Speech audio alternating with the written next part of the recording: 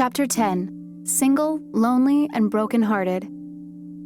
Being single and alone can be frustrating and disappointing, no matter what your age, race, or socioeconomic background, particularly in this day and age when the Western culture focuses on beauty, fashion, weight loss, physical attractiveness, self-improvement, etc. In Western society, one is taught to value beauty. One begins to understand the implications of power, prestige, wealth, and admiration bestowed upon people who possess these attributes. In order to meet the standards of ideal beauty heaped upon them, Americans invest millions of dollars every year on fitness equipment, diet aids, and beauty essentials. You may be wondering, what does physical appearance have to do with being single? Well, the point is that people strive to fit cultural standards in order to be accepted and loved by others. Since we were children, there has always been a longing to bond with our caregivers. Indeed, from birth, we have an intense need to belong, to connect with others within enduring, close relationships. For people everywhere, hoped-for, intimate relationships preoccupy our thoughts in life and rule our emotions. We all dream of one day meeting a supportive soulmate whom we can confide in, feel accepted by, and be adored for who we are. Love can be beautiful and is often accompanied by a feeling of irresistible joy. The bonds of love can cause a man and woman to make an all-out commitment by exchanging vows to stay faithful until death do they part. Nothing can be more disheartening than going through life and never experiencing true love or the embrace of someone who adores us. Some who read this essay may only know the unconditional love of their parents and friends, and may have never experienced true love. Many have experienced parts, but not the whole of what God intended. Perhaps some have entered into relationships full of hope, only to be abused, used, disappointed, and heartbroken. Hence, they secretly may have vowed they will never trust or open up their hearts again. Many are all too familiar with the pain that accompanies the loss of a close relationship. Love can be very painful in these instances, especially when losing a soulmate. The loss of social bonds can cause pain, anger, withdrawal, even jealousy and feelings of intense loneliness.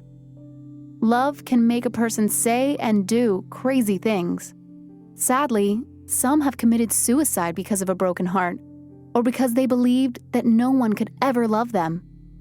Solid relationships have ended due to betrayal and unfaithfulness of close and trusted friends. Medicine cannot heal the ache of a broken heart. Only time can do that. A common adage goes, "One is not always in love, but in love with the fact of being in love." Do we truly know the meaning of love? If we base the idea of love on what is portrayed in the media, then we are most certainly in the dark. Movies never show the real side of love.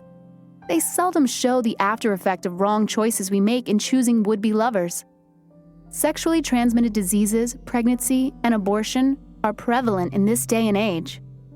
We see the movies about boy meets girl. They fall in love, make passionate love, get married, and live happily ever after.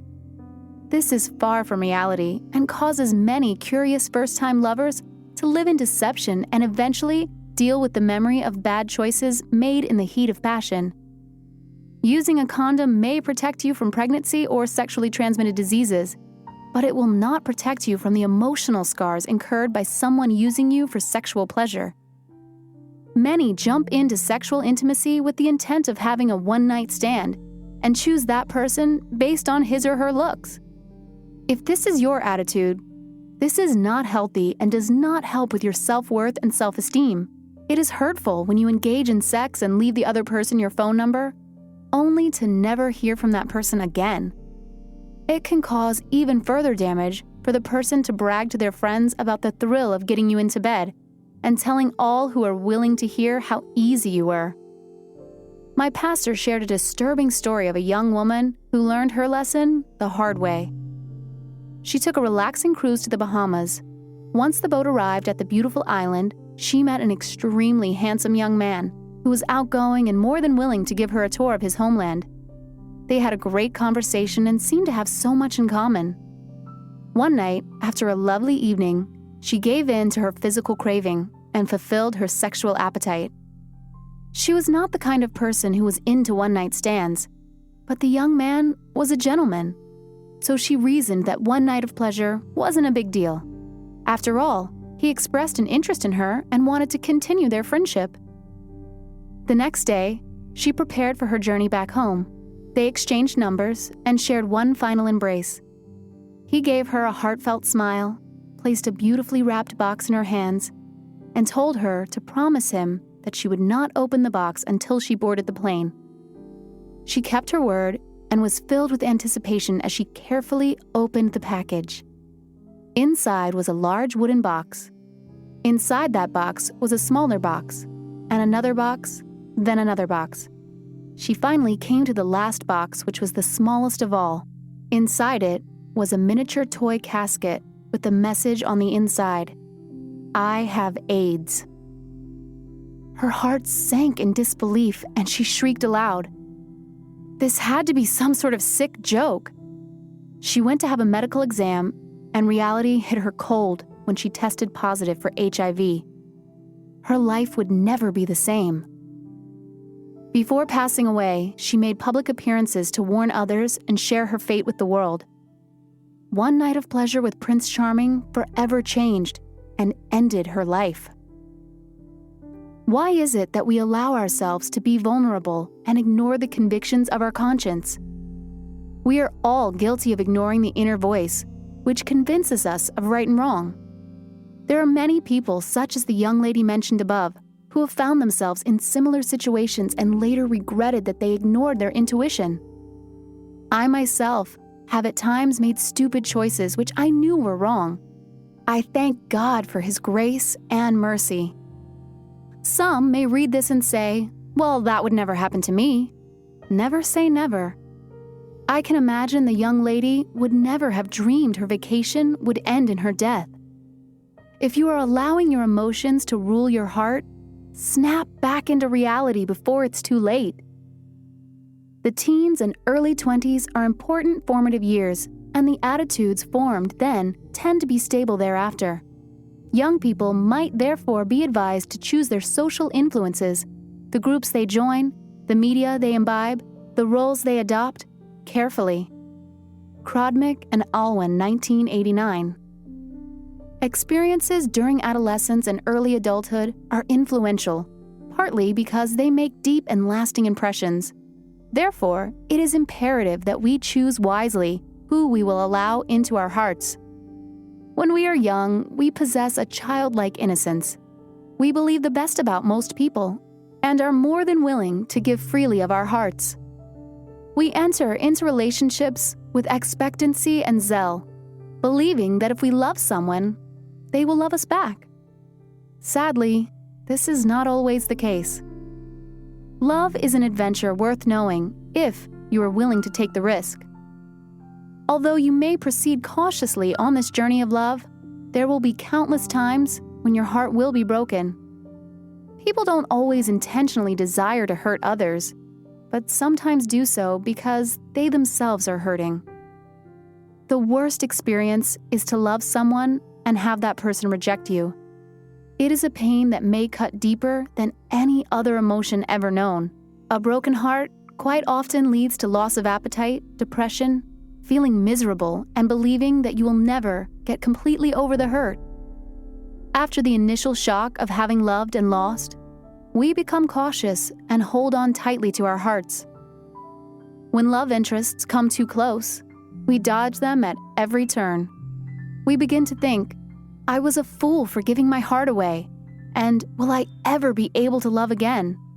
Only you can answer that question. The best way to get over the hurt is to accept the pain. Just because you lost at love does not mean you're not a lovable person. You must believe the person was not worthy of your love and that God has someone better planned for you. There is no need to pretend you're not hurt, for you'll only make yourself miserable on the inside. Agony is a normal experience. There is no need to feel ashamed. Cry, and cry some more. But also remember, you must put a limit to sorrow. You can't allow one bad experience to ruin the rest of your life.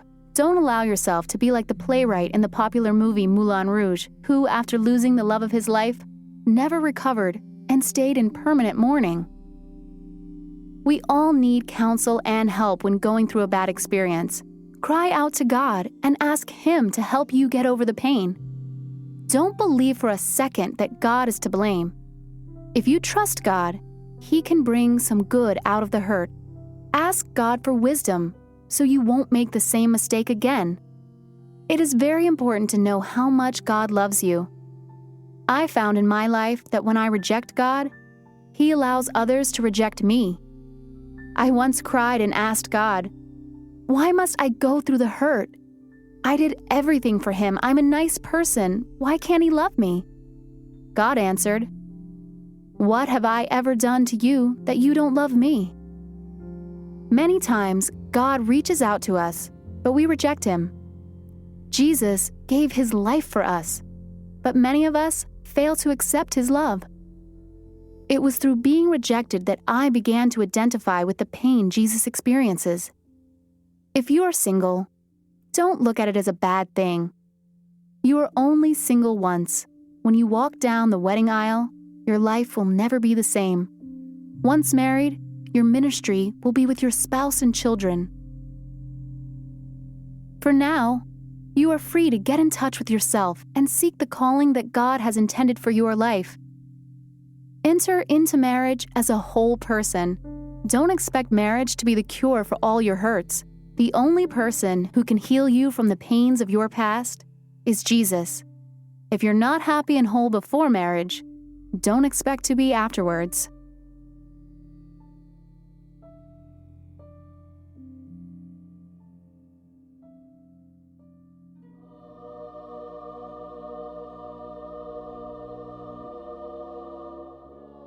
Selah. The Lord is close to the brokenhearted and saves those who are crushed in spirit. Psalm 34:18. Words of the wise. Be courteous to all, but intimate with few. And let those few be well tried before you give them your confidence. True friendship is a plant of slow growth and must undergo and withstand the shocks of adversity before it is entitled to the appellation. George Washington.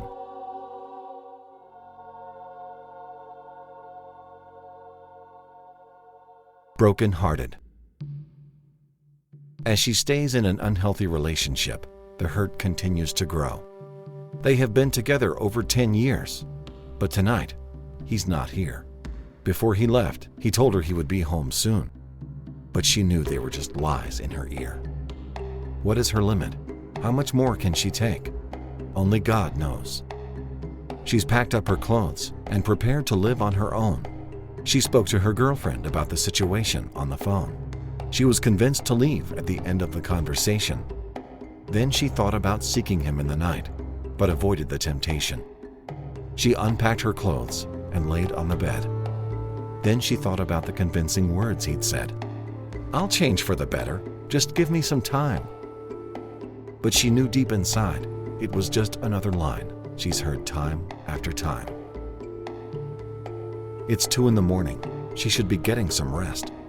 But there are so many things she wants to get off her chest. Her family told her to leave him a long time ago, but she's concerned about him and said, "Where will he go? Does he care about me?" She lays and wonders while her self-esteem is steadily going under. Tomorrow is a new day for change, but she keeps trying to figure things out, which brings stress to her brain. I pray she will leave this unhealthy relationship. No ring on her finger. She's still waiting to take that trip down the aisle to get married, but he keeps saying he's not ready. The pain continues to grow inside of her. It's real heavy.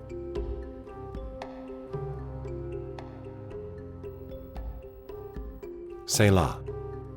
There are friends who destroy each other, but a real friend sticks closer than a brother. Proverbs 18:24. Words of the wise. The love you can't have lasts the longest, feels the strongest, and hurts the most. Author unknown.